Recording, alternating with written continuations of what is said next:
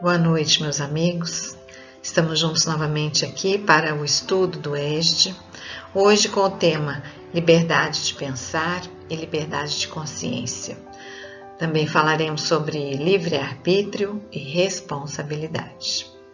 Então, nos unamos num único pensamento, que as nossas mentes estejam unidas a Jesus.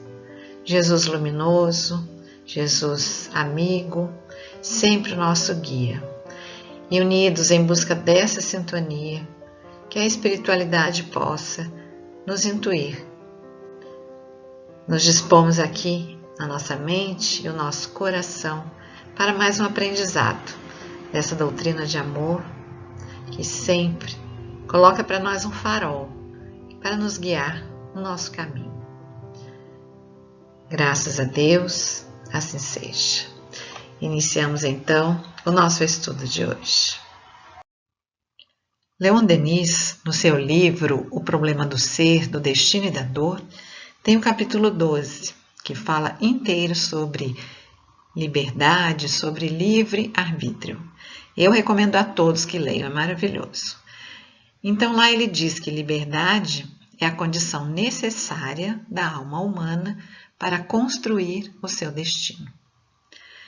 E se à primeira vista a liberdade do homem parece limitada num círculo de fatalidades que o encerra, necessidades físicas, condições sociais, interesses ou até mesmo os instintos, Se olhar mais de perto, vamos ver que a liberdade é sempre suficiente para permitir que a alma quebre os ciclos e escape às forças opressoras.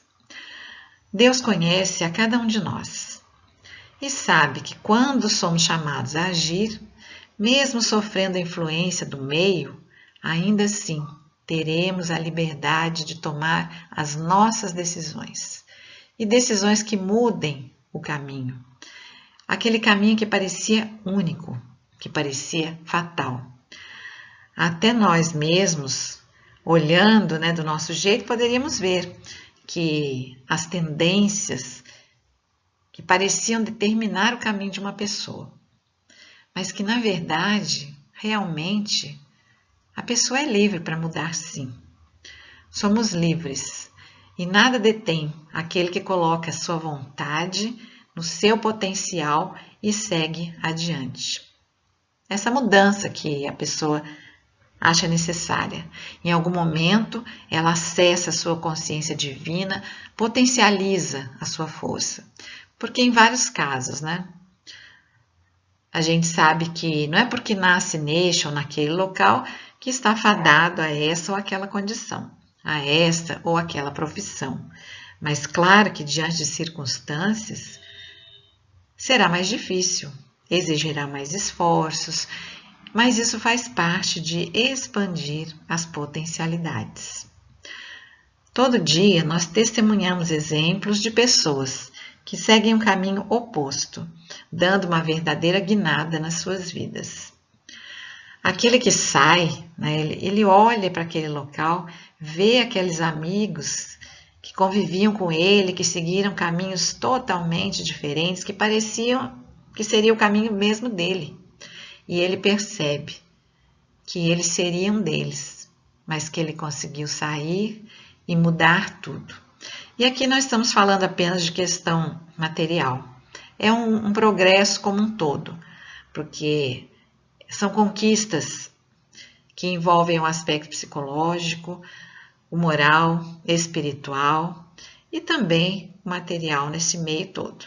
A gente vê aqueles atletas, o quanto se dedicaram e o quanto começaram lá atrás e saíram de bairros muito pobres e conquistaram, diante de muito trabalho, de muito sacrifício, conquistaram uma profissão dentro do esporte que eles praticam.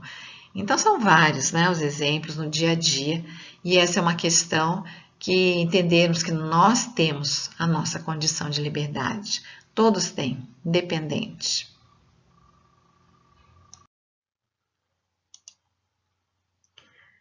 Liberdade É a faculdade que permite ao indivíduo decidir ou agir conforme sua própria vontade.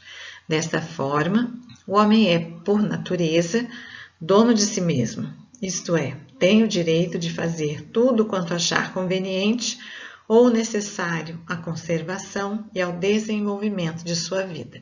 O que ocorre é que há uma grande dificuldade nesse agir, nesse pensar, pela questão do nosso grau evolutivo, né? Da nossa inferioridade, da nossa dificuldade como ser humano. Essa liberdade, porém, não é absoluta e nem poderia ser, pela simples razão de que, convivendo em sociedade, o homem tem o dever de respeitar esse mesmo direito em cada um de seus semelhantes. Então, eu tenho os meus direitos, eu tenho a minha liberdade, mas o outro também tem. E a gente fala na liberdade relativa que o meu direito, né, e a minha liberdade termina onde começa o direito e a liberdade do outro. A questão 825, ele pergunta, né, haverá no mundo posições em que o homem possa gozar de total liberdade? E a resposta dos espíritos para Kardec é não, porque todos precisais uns dos outros, tanto os pequenos como os grandes. Mesmo aqueles pelo orgulho, guiados pela vaidade, achando que tem mais condição do que o outro, ainda assim. Então não é porque o país tem mais condição financeira que está livre de algum flagelo humano. Haja vista agora, no momento pelo qual passamos aí de pandemia. Todos estamos interligados. O vírus vem percorrendo todos os países. Ninguém está livre, nem os mais poderosos, nem os mais humildes. Para que o homem pudesse gozar de uma liberdade absoluta, seria necessário que ele vivesse isolado, como um eremita no deserto. Desde que estejam juntos, desde que haja pelo menos duas pessoas, há entre eles direitos recíprocos que lhes cumpre respeitar. E cumpre respeitar porque assim é a lei divina. E infringir a lei divina, estamos sujeitos a consequências. Como sociedade, é importante que compreendamos a lei de liberdade coletiva, porque para progredir precisamos uns dos outros. E uma vez que qualquer prejuízo seja dado ao outro, em decorrência dos nossos atos, não ficará impune perante a lei de Deus.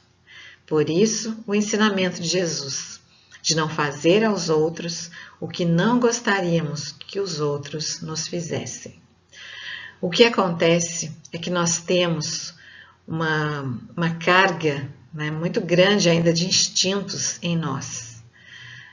Quando estamos nesse caminho nosso de evolução, passamos pelos reinos lá do princípio inteligente que veio caminhando e nós viemos mantendo então parte daqueles instintos desde lá de trás. Ainda para alguns é muito forte o instinto de reprodução, para outros é forte o instinto de defesa, o instinto de preservação, o instinto de procriação, a impulsividade. São respostas que eram dadas lá no início, quando ainda habitávamos mundos primitivos. A nossa inteligência, ela caminhou, mas muitas vezes nós ainda temos muitos resquícios desses instintos arraigados em nós. Uns mais, outros menos, e a gente sabe que o quanto mais próximo do instinto nós estamos, mais distante nós estamos da espiritualidade e daquilo que é uma evolução superior, não é? Então, nós muitas vezes agimos apenas na preservação e deixamos de lado, atropelamos as leis divinas, que realmente diz para nós que somente juntos é que poderemos construir o melhor para todos. Quando nós encontrarmos um bem comum e partilharmos esse bem comum todos na mesma direção, tudo poderá caminhar melhor, fluir melhor, o bem vai acontecer de outra forma. Mas à medida em que nós continuarmos reclamando, né, nos agredindo, apenas apontando, e nós vamos ficar amarrados. O progresso, ele vai acontecer porque é da lei, mas vai ser muito demorado e muito sofrido, não é? O Livro dos Espíritos traz nas questões 825 até 845 tudo sobre o tema livre pensar, consciência, livre-arbítrio, responsabilidade. E eu aconselho a todos a depois fazer essa leitura com mais tranquilidade, buscar a profundidade de cada questão a partir dessas reflexões que estamos fazendo juntos aqui. Então, na 826, Kardec pergunta: haverá no homem alguma coisa que escape a todo constrangimento e pelo qual goze ele de absoluta liberdade? E a resposta é: no pensamento goza o homem de ilimitada liberdade, pois que não há como lhe dar limites. Então somos livres para pensar. A liberdade de pensar é plena no ser humano. E é tanto que a nossa cabeça se enche de um jeito que nós temos dificuldade de encontrar a nossa consciência interior, de tanto pensamento que nós temos. A nossa dificuldade é diminuir esses pensamentos, é fazer silêncio mental para poder ouvir a nossa consciência pura. Essa é a nossa dificuldade de hoje em dia, não é? A 834, Kardec pergunta: é responsável o homem pelo seu pensamento? Perante Deus, é. E ele diz isso, que é perante Deus, porque Deus é o único que sabe realmente o que é o bom, que sabe o que é o melhor, e não nós. Nós muitas vezes julgamos saber o que é ser bom, saber que isso é melhor ou aquilo não é bom para mim ou para o outro. E diante das nossas dificuldades, da nossa inferioridade, né, a gente julga errado, a gente pensa tudo errado, né? E mesmo que tenha boa intenção de querer o bem do outro, a gente faz muita coisa errada em nome desse bem. Deus é o único que sabe de verdade. Até tem a questão 837, que diz que a liberdade de consciência, né, é um dos caracteres da civilização e do progresso. É quando a gente denota que realmente estamos um pouco mais civilizados, à medida que nos aproximamos da nossa consciência divina, né, nós progredimos à medida que a nossa consciência se expande, que ganhamos entendimento. Nós vamos ver mais para frente alguma coisa, falar um pouco mais sobre a consciência. Aqui ele vem falar como se fosse os aspectos da evolução do pensamento, da evolução da mente. Voando nas asas do pensamento, a mente espiritual reflete as próprias ideias e as ideias das mentes com as quais se afiniza, nos processos naturais de sintonia. E muitas vezes falamos assim que quando dormimos, né, nós vamos para onde está o nosso pensamento. Estaremos no ambiente que temos afinidade.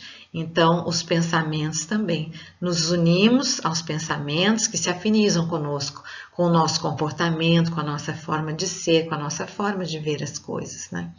E agora ele vai falar da evolução do pensamento, de uma forma assim bonita, né? Mas uma forma real, né? Nos seres primitivos, a mente aparece sobre a ganga do instinto. Então, lá no primitivismo, somos escravos do instinto. Mas não damos um salto, temos várias nuances, porque nas almas humanas surge entre as ilusões que salteiam a inteligência. Ou seja, o pensamento já é inteligente, mas ele ainda é muito ilusório. Mas entre esse instintivo e essa inteligência adquirida já com a vida humana, né, ainda há muita nuance, né, porque muitos de nós ainda têm muito desses instintos. Mas realmente o pensamento sublime revela-se nos espíritos aperfeiçoados. Quando chegarmos à perfeição, Quanto mais perfeitos nós formos, né, mais brilhantes e preciosos serão os pensamentos a retratar a glória divina, mais próximo do nosso eu divino.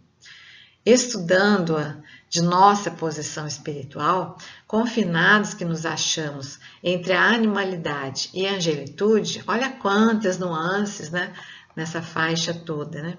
Somos impelidos a interpretar como sendo o campo da nossa consciência desperta, na faixa evolutiva em que o conhecimento adquirido nos permite operar. Então, é de acordo com o nosso grau de evolução. A nossa consciência desperta está exatamente, né, de acordo com isso.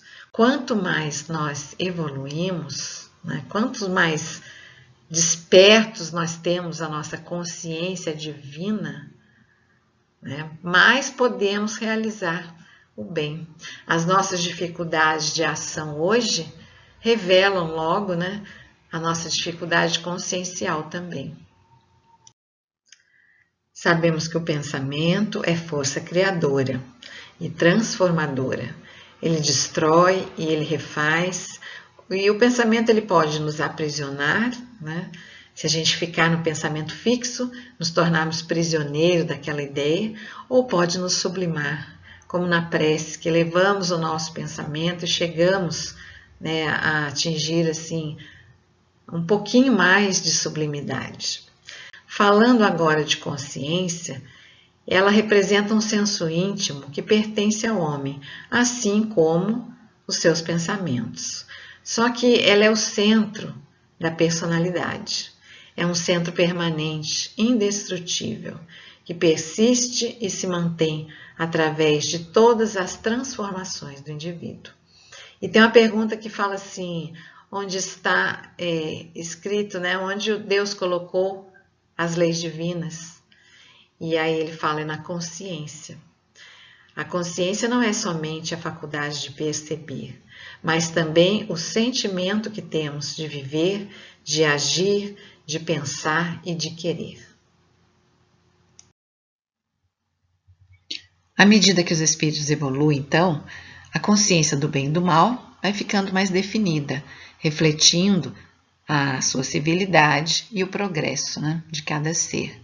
A consciência entendida como faculdade de estabelecer julgamentos morais ou juízos de valor é um atributo pelo qual o homem pode conhecer e julgar a sua realidade e a realidade do outro. Mas os julgamentos feitos pela consciência e as interpretações de atos e fatos do cotidiano apresentam limitações, visto que estão fundamentados em parâmetros morais que cada um estabelece para si. É ela fruto de experiências e crenças individuais, elaboradas no contexto cultural, onde a criatura humana está inserida e que se manifesta de acordo com a evolução de cada um. É assim a consciência que nos aprova ou nos censura, segundo a natureza, né, dos nossos atos.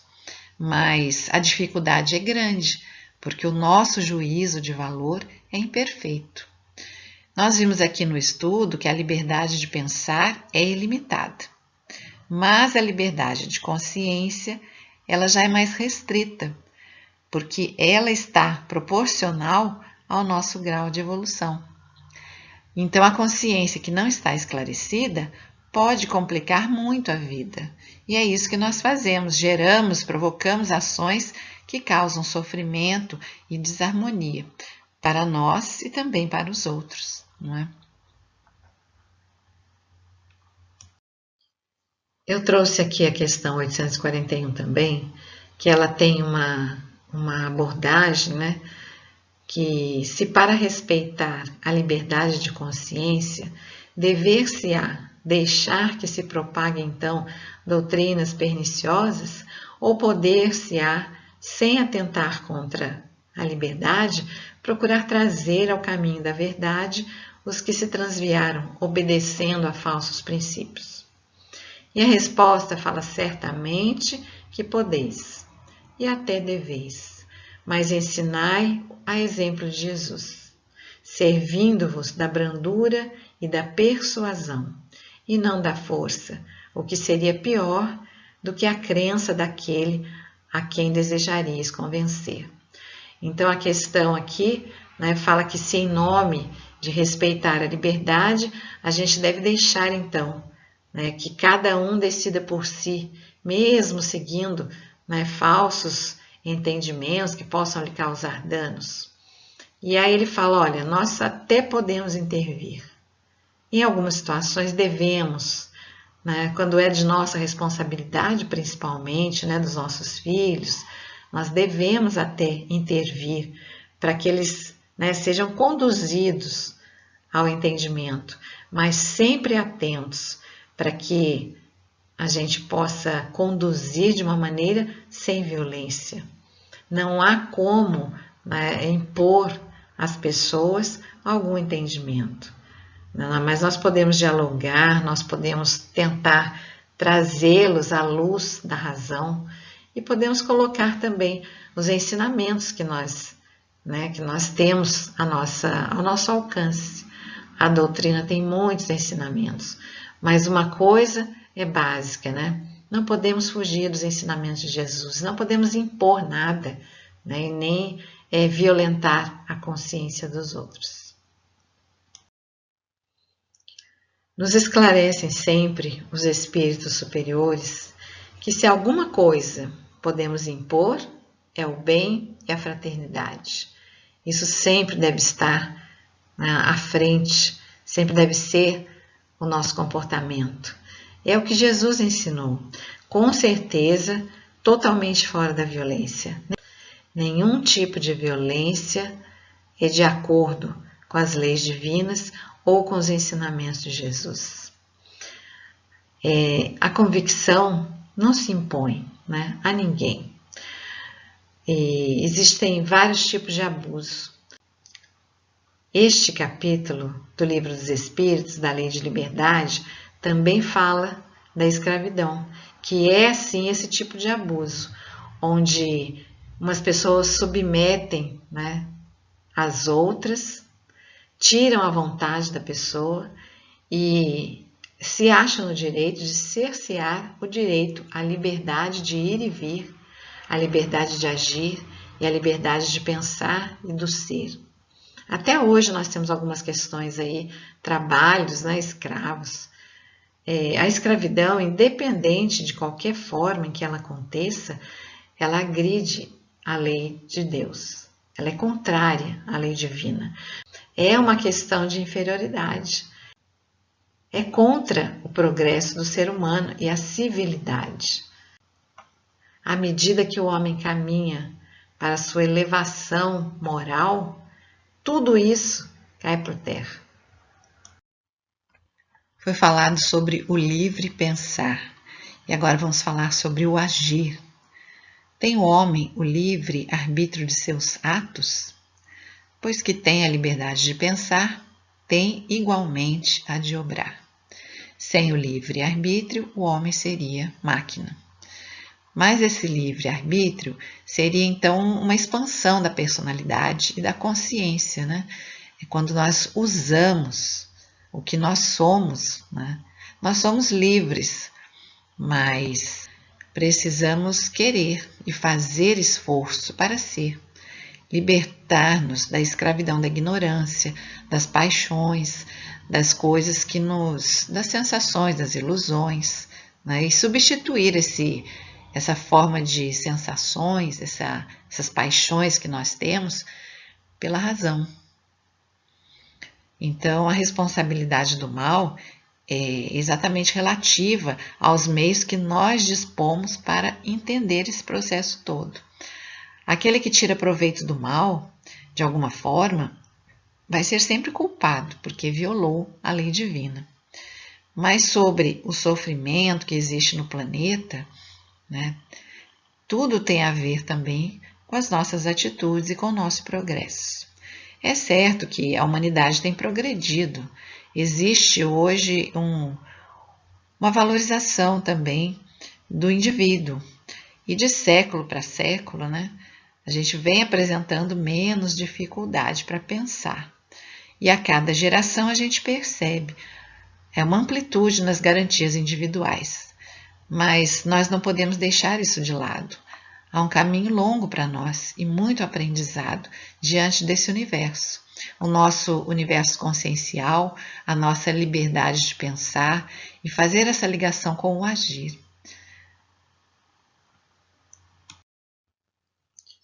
A questão 845, ela é interessante, porque ela fala nas nossas predisposições instintivas.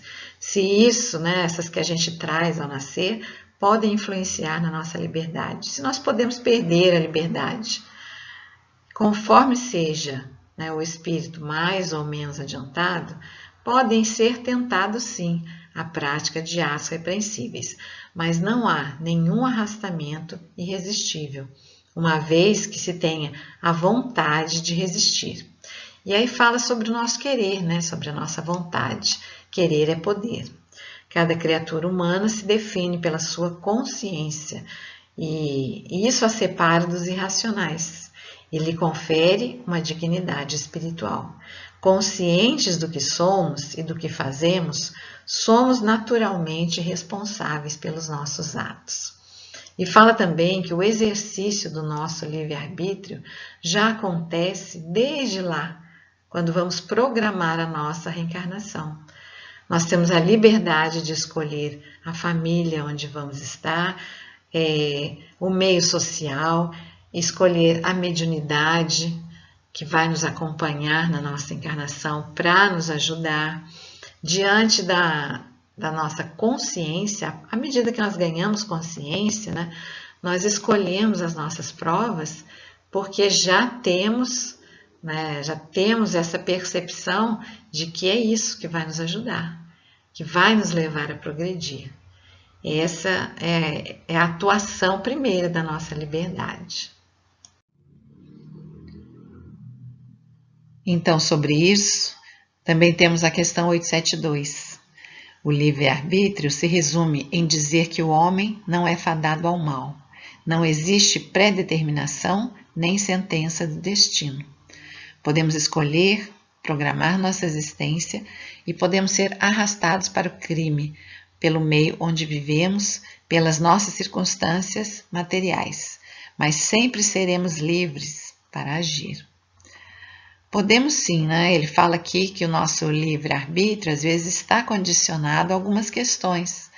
Nascemos ali no meio da favela, o que nos apresenta primeiro, naquele primeiro momento, desde a infância, é a violência, é o armamento, sim, mas nós sempre seremos livres para agir. Dentro dessa questão, essa observação nos mostra que a liberdade existe para mudar. Não é porque estamos lá, porque nascemos lá, porque temos aquelas condições que vamos ser fadados àquilo. O livre-arbítrio existe para fazermos escolhas da existência, das provas e para ceder ou resistir às nossas más tendências. Tudo vem para a educação do nosso ser. Podemos sim nos modificar pelo conhecimento de nós mesmos e das leis que regem nossa natureza moral. Podemos sim nos modificar pela inteligência que se transforma pela instrução e podemos também transformar o nosso temperamento. Sem o livre-arbítrio, o homem não teria nem culpa por praticar o mal e nem mérito de praticar o bem. Quantos são os ensinamentos de uma vivência num planeta como o nosso? Mas não há desculpa para os delitos humanos na organização física, nem justificativa para perdermos a razão e nos tornarmos desumanos. Se pudéssemos justificar o mal, também não seria assim para o bem? Quando o homem pratica o bem, logo destaca o mérito e nem pensa que foi a sua natureza, a sua constituição ou o meio é que foi responsável pelo bem. Então não justificamos o bem, mas temos sim mania de justificar o mal. Ah, mas foi o meio, foi a natureza, foi o local, é porque não tinha condições, é por isso, é por aquilo. Mas ele é muito claro, sua vontade é sua liberdade. Finalizando aqui o nosso estudo, eu trouxe as últimas reflexões aqui. Lei divina rege os mundos e os seres. Significa que você pode escolher o seu caminho, mas que se submete às leis de Deus. Moramos em espírito, onde mora o nosso pensamento. Então vigiemos o nosso pensamento. Respiramos o bem ou o mal de acordo com nossas preferências.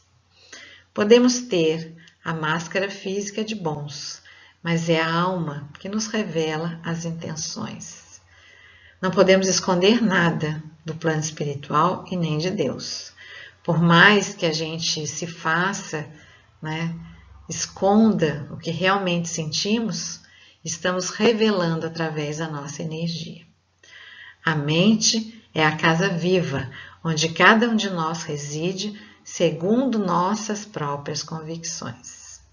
Nossa verdade é muito limpa e ela é externalizada sim.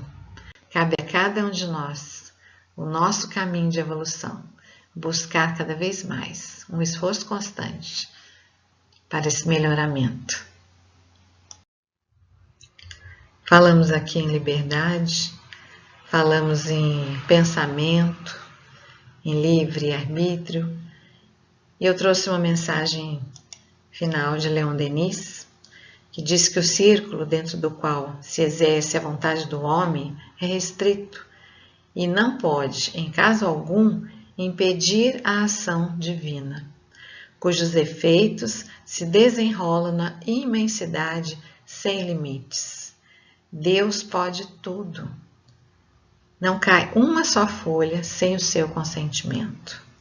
O fraco inseto, perdido num canto do jardim, não pode, desarranjando os poucos átomos ao seu alcance, lançar perturbação na harmonia do conjunto e nem pôr obstáculos à obra do divino jardineiro.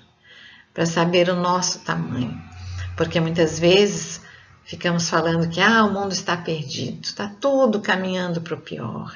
Mas tudo vai desandar, nós não teremos futuro. E esquecemos que nessa grande obra do Divino Jardineiro, do Pai Maior, que é perfeito, nós somos meros insetos. Então tudo está certo. Somos responsáveis, sim, pela nossa evolução. Temos responsabilidade, sim, pelos nossos atos. E precisamos cada vez mais nos esforçar nessa nossa caminhada de evolução. Mas não temos o domínio de transformar tudo. Deus é mais. O bem é muito maior. Nós é que pensamos pequeno, não é? Eu agradeço, então, a atenção de vocês aqui hoje nesse estudo. E venho aqui finalizar agradecendo. Agradecendo a espiritualidade que sempre está conosco. Agradecendo a oportunidade do estudo que a doutrina traz para o nosso coração. Agradecendo os valiosos ensinamentos de Kardec. E pedindo, Senhor, esteja aqui no nosso coração. Que o nosso esforço e a nossa vontade possa se fazer unidos ao seu amor, a essa busca pelo bem maior. Encerramos o nosso estudo de hoje, dando graças a Deus. Assim seja. Até o nosso próximo encontro. Boa noite.